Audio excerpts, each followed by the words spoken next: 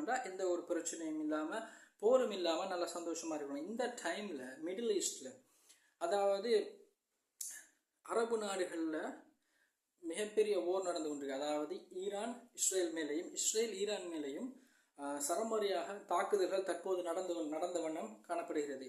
என்ன விளக்கம் என்று சொன்னால், இப்போ ஈரான் அமெரிக்கா, அதாவது இந்த போரை முதல்ல ஆரம்பித்தது அமெரிக்கா தான். அமெரிக்கா இஸ்ரேலுக்காக ஈரான் மேலே போரை தொடுத்தோன்னே என்னென்னு சொன்னால், ஈரானை அவங்க மிக சுலபமாக யோசித்தாங்க. எப்படி ஈரானுக்கு நாங்கள் ஈஸியாக அடிச்சிடலாம், ஈரானோட சுப்ரீம் லீடர் செத்து போனதுக்கு பிறகு நாங்கள் ஈரானை இலகுவாக வீழ்த்திடலாம்னு சொல்லி அமெரிக்கா நினைச்சாங்க. ஆனால் இது கைமீறி போயிட்டு அவங்க என்ன செஞ்சவங்க, ஈரான் ஹார்மோஸ் நீர்முனையை மூடிட்டாங்க. மூணுனையே எல்லா நாடுகளுக்கும் போக வேண்டிய பெட்ரோல் தடைப்பட்டுட்டு, அப்போ தடைப்பட்டதுனால உலகெங்கிலும் கச்சா எண்ணெயினுடைய விலை அதிகரித்தது. கச்சா எண்ணெயினுடைய விலை அதிகரித்தபடியால் இப்போ எல்லாருக்கும் அதை பாதிப்பை ஏற்படுத்துது. உலகத்தில் உள்ள அனைத்து மக்களுக்கும் பாதிப்பை ஏற்படுத்துது. என்னது?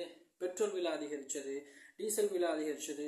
பெட்ரோல் டீசல் அதிகரித்தபடியால் அதனுடன் சார்ந்த எல்லா பொருட்களும் விலை அதிகரித்தது.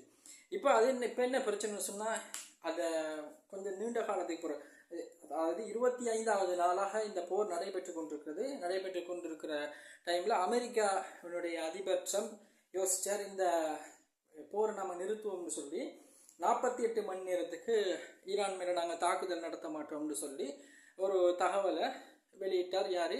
ட்ரம்ப்.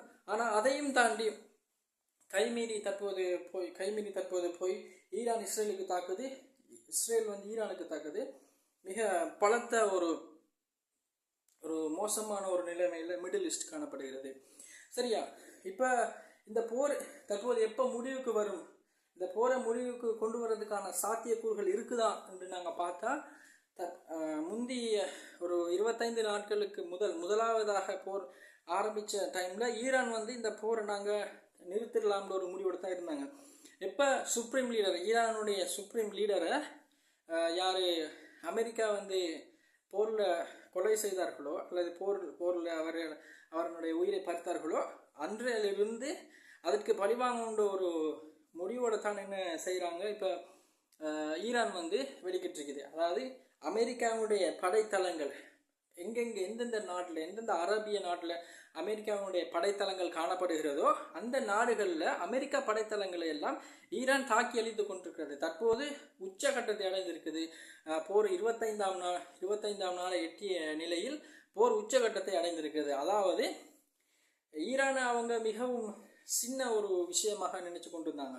ஆனால் இப்போ என்ன நடக்குது, ஈரான் எல்லா நாடுகளுக்கும் நான் ஒரு சின்ன ஆள் இல்லை, எல்லாருக்கும் அடிப்பேன், நான் அமெரிக்காவும் அடிப்பேன்ற ஒரு முடிவோடு அவங்க போரை நடத்தி கொண்டிருக்கிறாங்க. இது போன்ற தகவல்களை பெற்றுக்கொள்வதற்கு சப்ஸ்கிரைப் பண்ணி கொள்ளுங்கள் மெக் நியூஸ் சேனலுக்கு. இப்போ என்ன விளக்கம்னு சொன்னால், தொடர்ந்து போர் நடந்து கொண்டிருக்குது. ஒவ்வொரு நாளும் இவ்வாறான அப்டேட்ஸ்களை நான் உங்களுக்கு தெரிவித்துக் கொண்டே இருப்பேன். மீண்டும் சந்திக்கும் வரை உங்களிடம் விடைபெறுவேன் நான் உங்கள் நதீர் மெக் நியூஸ் சேனலுக்காக. நன்றி, வணக்கம்.